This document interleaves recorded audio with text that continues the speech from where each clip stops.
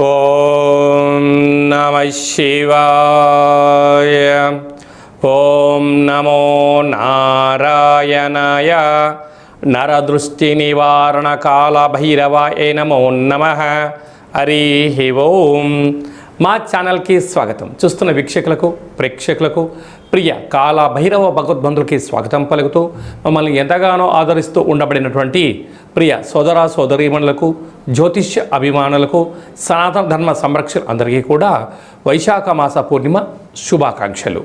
విశేషమైనటువంటి ఈ వైశాఖ మాసంలో పూర్ణిమ గగనంలో ఆకాశంలో ఎంత వెలుగు ప్రసాదిస్తుందో అలాగనే శ్రీ లక్ష్మీ సమేత నవనారసింహ స్వామికి ఆశీస్సులు అందరిపైన ఉండాలని, అందరినీ చల్లగా చూడాలని కోరుకుంటూ మనసారా ఆశీర్వచనం.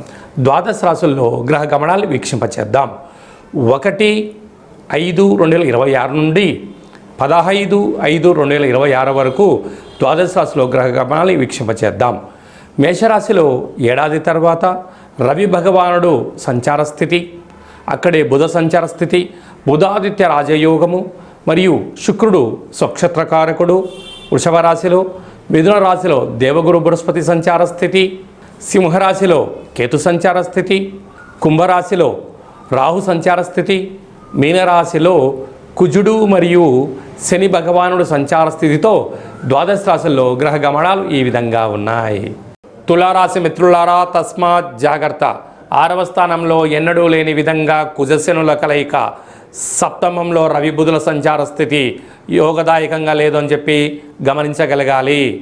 తులారాశిలో ఏ నక్షత్రాలు వస్తాయి అనగా చిత్తా నక్షత్రంలోని 3వ పాదం, 4వ పాదం, స్వాతి నక్షత్రంలోని 4 పాదాలు, విశాఖ నక్షత్రంలోని 1, 2, 3 పాదాలు కలిపితే తులారాశి. రాశాధిపతి శుక్ర భగవానుడు. వీరికి రాశి నుంచి పంచమ స్థానంలో రాహు, రుణ రోగ శత్రుస్థానంలో కుజ భగవానుడు, ఆయుకారకుడైనటువంటి శని భగవానుడు 6వ స్థానంలో కుజుడితో ఏడాది తర్వాత కలిసి సంచారం చేయడం వలన రుణ సమస్యలు, రోగ సమస్యలు, తీవ్ర అనారోగ్యాలు, అసలే వేసవి కాలం అవ్వడం వలన అనేక రకాలమైనటువంటి శరీరం సతమతమయ్యేటువంటి వ్యాధులు వచ్చే అవకాశాలు ఉన్నాయి. తీవ్ర ఒత్తిడి, నీరసం, అలసట, బ్రెయిన్ స్ట్రోక్ లాంటి వ్యాధులు వచ్చే అవకాశాలు ఉన్నాయి. మీ యొక్క ధనం అనవసరంగా ఖర్చు పెట్టేటువంటి పరిస్థితి చాలా అధికంగా ఉంటుంది. ఏడాది తర్వాత సప్తమ స్థానంలోకి రవి భగవానుడు, అక్కడే బుధుడు సంచారము, బుధాదిత్య రాజయోగం. ప్రేమికులు తస్మాత్ జాగ్రత్త. భార్యాభర్తల మధ్య నమ్మకం అవసరం. ప్రభుత్వ ఉద్యోగ కార్యక్రమాలు చేసేటువంటి వారు ఓర్పు, నేర్పు, సహనం, సత్ప్రవర్తన చాలా అవసరం అని చెప్పి గుర్తుపెట్టుకోగలగాలి. అష్టమంలో శుక్రుడు ఉన్నాడు. అంతా చూడడానికి చాలా బాగానే ఉంటుంది, కానీ స్థిర సమయానికి డబ్బులు అందక ఆర్థికంగా ఇబ్బంది పడే పరిస్థితి అధికంగా ఉంటుంది. కనుక భాగ్యస్థానంలో గురు సంచార స్థితి ఉన్నప్పుడు చాలా సమయస్ఫూర్తిగా వ్యవహరిస్తే, ఆధ్యాత్మిక చింతనగా మీరు ఉండగలిగినట్లయితే సకల అదృష్టం కలుగుతుంది. కనుక లక్ష్మీ నవనారసింహస్వామి కళ్యాణంలో పాల్గొనడం, స్వామివారికి తులసిమాలను సమర్పించడం, అలాగనే పూర్ణిమ తిథి యందున నీటిని పోసి నీటిలో నవధాన్యాలను వేసి చంద్రభగవాన్ని దర్శించి ఈ నవధాన్యాలకు గోవుకు పెట్టగలడం వల్ల దోషం తొలగుతుందని చెప్పి గమనించాలి. మనకు ఈ విధంగా వైశాఖ మాసం అంతను కూడా అద్భుతమైన ఆధ్యాత్మిక మాసము. అంటే సకల దేవతలు జన్మించినటువంటి కళ్యాణ మహోత్సవ కార్యక్రమాలను కూడా మనం చూసుకుంటూ ఉంటాం. కనుక ఈ వైశాఖ మాసంలో పూర్ణిమకు తిథి రోజు ఒక్కరోజు ముందర మనకు లక్ష్మీ నవనారసింహ స్వామి యొక్క జయంతి మహోత్సవ కార్యక్రమాలు కూడా జరుగుతున్నాయి. కనుక మనమందరము కూడా స్వామివారి కళ్యాణంలో పాల్గొన్న తదనంతరము ఈ పూర్ణిమ తిథి యందున తప్పకుండా రాత్రిపూట ఒక వెడల్పాటి పాత్రలో నీటిలో విభూదిని వేస్తే తెల్లగా కనపడుతుంది. అందులో నుంచి చంద్రుని దర్శించగలిగినట్లయితే ఆ చంద్రుని చూస్తూ మీ కోరికలు కోరుకొని ఈ యొక్క సంపూర్ణమైనటువంటి చంద్రుడి దర్శనం చేసినటువంటి ఈ యొక్క క్షీరసాగరంతో సమానమైనటువంటి ఈ యొక్క విభూది జలాలను తలపైన చల్లుకున్నట్లయితే, తదనంతరం ఒక మామిడి వృక్షానికి పోసినట్లయితే అఖండమైన అష్ట కష్టాలు తొలగిపోయి అష్టైశ్వర్య ప్రాప్తి కలుగుతుందని చెప్పి గమనించాలి. మనము ముఖ్యమైన పండగల గురించి క్లుప్తంగా, సవివరంగా, సంపూర్ణంగా తెలుసుకుందాం.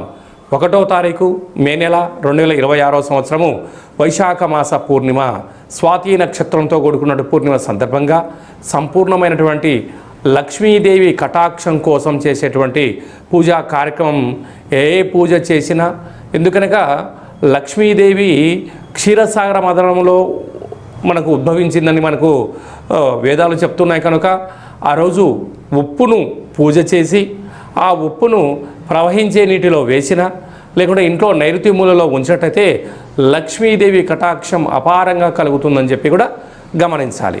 10వ తారీఖున వైశాఖ మాస బహుళాష్టమి కాళాష్టమి కనుక కాళాష్టమి సందర్భంగా గృహంలో కాళభైరవ స్వామి స్మరణ ధ్యానము దీపం వలన సకల అష్ట కష్టాలు కూడా తొలగిపోతాయి. 12వ తారీఖున హనుమాన్ జయంతి కనుక మనకు రామతత్వానికి భక్తి తత్వానికి హనుమంతుడు స్వామివారే కనుక ఆ రోజు హనుమంతుల స్వామివారికి తమలపాకుల పైన శ్రీరామ శ్రీరామ అని రాసి 100 ఆకుల పైన సింధూరంతో రాసి ఆయనకు మాలను సమర్పించినట్టయితే సకల భూత ప్రేత పిచాచ సకల శనిగ్రహ దోషాలు సంపూర్ణంగా తొలగిపోతాయని చెప్పి గమనించాలి. అలాగనే మీ వ్యక్తిగత జాతకం తెలుసుకోవాలనుకుంటున్నారా? మీ యొక్క పేరు, పుట్టినటువంటి తేదీ, నెల, సంవత్సరం, పుట్టిన సమయం రాసి వాట్సాప్ ద్వారా పంపించగలరు. అలాగనే డేట్ ఆఫ్ బర్త్లో లేనటువంటి వారు మీ యొక్క పేరు, మీ యొక్క ఫోటోను వాట్సాప్ ద్వారా పంపించగలిగినట్లయితే గవ్వళ ద్వారా, రమణ శాస్త్రం ద్వారా, కాళభైరవ ఉపాసన చేత భూత భవిష్యత్ వర్తమానాన్ని తెలియజేయడం జరుగుతుంది.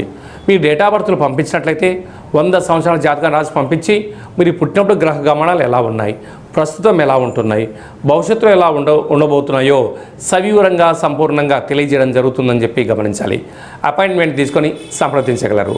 అందరికీ శుభాన్ని, జయాన్ని, ఐశ్వర్యాన్ని, ఆనందాన్ని ప్రసాదించాలని మనసారా ఆశీర్వచనం.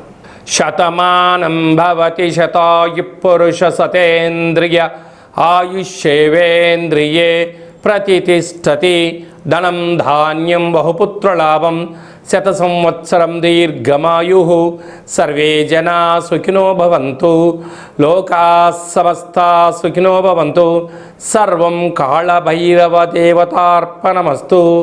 హరి ఓం.